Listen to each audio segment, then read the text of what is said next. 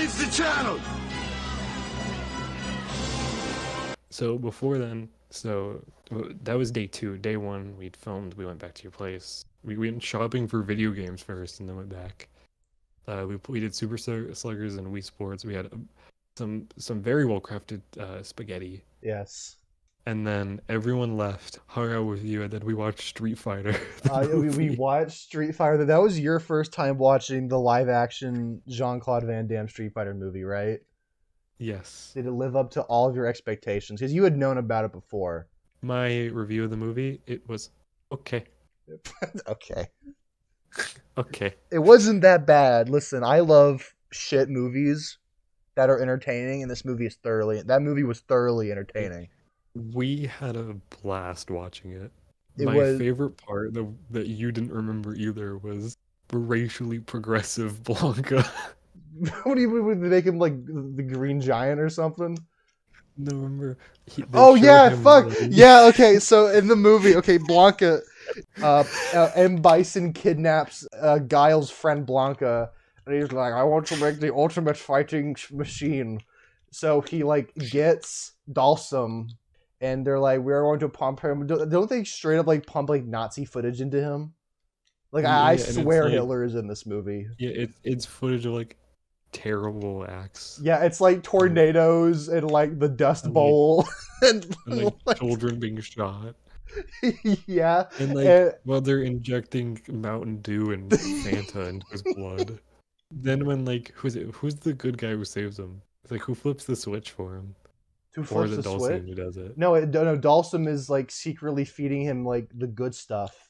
Yeah, the good stuff is like B-roll of like a bunch of stuff, and then in there is the Martin Luther King. Well, no, the B-roll is like it's like sunny fields and children playing in flowers and Martin Luther King Jr.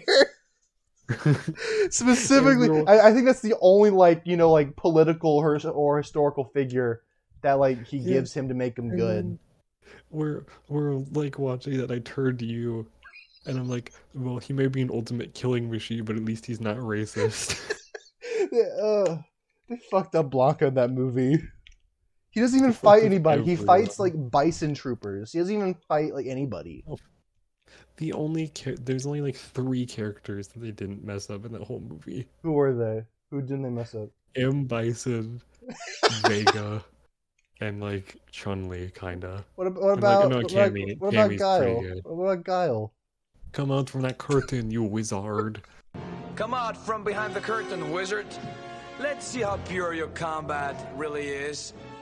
The thing is, when I rewatch that scene, we don't he doesn't enunciate it like we do. No, but let's be honest, there's probably an alternate take somewhere where he does enunciate it that hard. Another underrated line from coked out Jean-Claude Van Damme. What I think it is, where he's talking about he's talking to Saget, and like yes, it is. And Saget. He's like they made him into like a crime boss in Street Fighter, and he's like, I own this city, Guile. And he's like, well, yeah, well, I'm the repo man. Your ass is mine, or whatever he says. He says something about ass. I own this city. Well, I'm the repo man, and you're out of business. That was beautiful. Zangief and DJ are the best part of that movie. They totally fucked Zangief. I will say the guy playing him did like an excellent job. I think he understood the assignment. He understood what was going on. the okay line is legit the best joke in that movie. Okay. Well, it's like when after Guile gets like shot in like the middle part of the movie, and like Bison is like watching the news. And DJ's like, good job, General. We have killed Guile. He's like, you must be very happy. He's like, no, I mourn. Okay. Okay. Like, he's just so fucking fed up with it. I was like, okay. It sucks watching that movie because, like, almost all of these actors in the Street Fighter movie are, like, legitimately good actors who have been in, like, much better movies before and since. I genuinely liked the guy who did it, who was Vega. I thought it was pretty good. He was like the only accurate one. Isn't Vega meant to be like a Bison guy, or is he just like a mercenary? Yeah, and he's a member of Shadowloo. Okay. Oh yeah, you're right. Maybe. Sorry, I'm not that big into the lore as Aaron is. The only story Yeah. mode for Street Fighter I played was Street Fighter 5. That was the worst one. Yeah. But in the movie, he's just like Sagat's bitch boy. Does he even have any lines of dialogue? Now that I think about it, does he even say a word? Great question. I don't even think. think I know Sagat I- does. I Or think Sagat. he shit talks Ryu when they have their cage fight. I don't think he has any lines in the movie.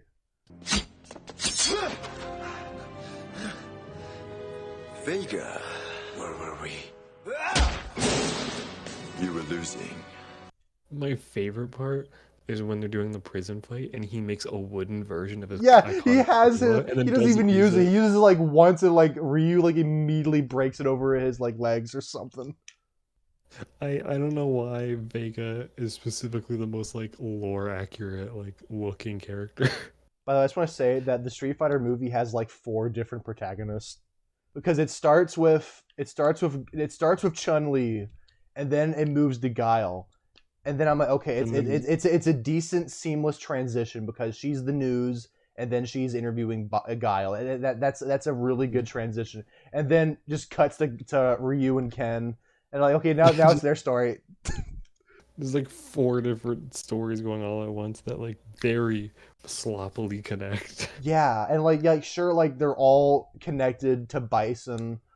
Well, technically, Ryu and Ken didn't mumble with Bison. They were messing with Sagat because they were selling weapons Yeah, to like Sagat. their beef is with Sagat and Vega. But Sagat was also dealing weapons to Bison. This movie sounds really bad now that I talk about it. This movie sounds really bad.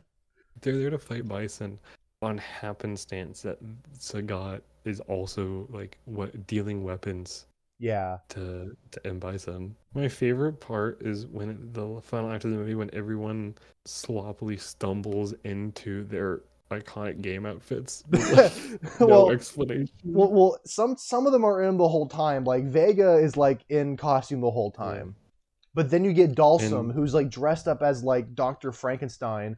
But then at the very end, he has melted into his game outfit. Like it literally shows up in the next scene. And like Ryu and Ken are in there. I hate that their iconic outfits are the Shadowloo like soldier uniforms. And all they do to transform into is rip off their emblems and then sticker. Yeah, and then they're in their iconic outfits. Cammy technically isn't accurate at the time because of her thing, but it's really accurate to like Street Fighter 6. Yeah, because like at the time of like Street Fighter 2, Cammy, like up until like Street Fighter 4, she was like a villain, wasn't she? Yes, but she's brainwashed. Yeah, technically, but she's been like a good guy more prominently than ever nowadays. So it doesn't feel like it's wrong. Yeah, it probably felt really weird then. T-Hawk though, I didn't even know T-Hawk was in the movie for a while. Without you telling me that was T-Hawk, I wouldn't have known. Yeah, because there's a part in the movie where they're like gearing up for the final bait. No, they're not even gearing up. They're like Guile, Cammy, and T-Hawk are like crouch walking towards Shadowloo, and there's like an obvious VO insert of going, "Hey T-Hawk, what is that thing you're wearing?" It is an Indian tribal head ornament, and I'm like, I am Indian, man. Yeah, and I'm like, it's literally like, I'm willing to bet they were making the movie and they forgot to explain why T-Hawk is now wearing this headband. Like, oh shit, we need to bring the actor in so he can redub this line so he can explain why he's wearing it. He just looks like a normal white guy. Trying to remember other fucked up stuff. I mean, like, I guess Fei Long is like not in the movie at all because they had to replace him with Captain Sawada. Colonel. Yes?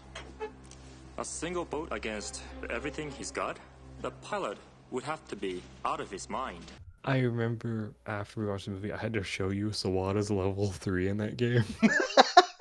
What is it again? He has like lasers, doesn't he? He just slides across the screen holding his arms up, and there's like the rising sun behind him.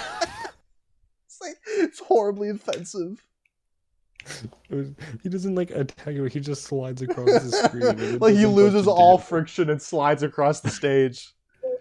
I wish he did that to Bison in the movie. What was the other Street Fighter thing we watched? We watched. I'm looking at my shelf. Street Fighter Assassin's Fist, which was this That's like what it is. 2013 web series, I think. Yes.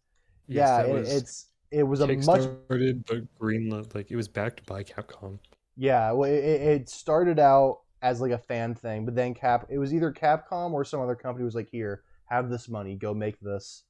And Capcom officially licensed it. It was like, yeah, this is dope. Do that. it was good. Like we watched this. The thing we watched this before the Street Fighter movie, so we had to make sure we ended our night in a good way. But we only watched the first like 2 episodes, I think. I think we watched the first 3, but it was really for what it is. It's really good. It was probably what the Street Fighter movie could have been if they didn't want to sell all these toys. Next time I go hang out with you, we'll watch episodes like 4 through 6. No, the next time we see each other, we have to watch the other Street Fighter movie, the Legend of Chun-Li. The animated one. No, we have the Legend of Chun-Li. Have you not seen that one yet? I haven't. No. Oh my god, that movie is like consistently on like the lowest rated movies of all time. Oh, lovely. It's right up there with the other Street Fighter movie.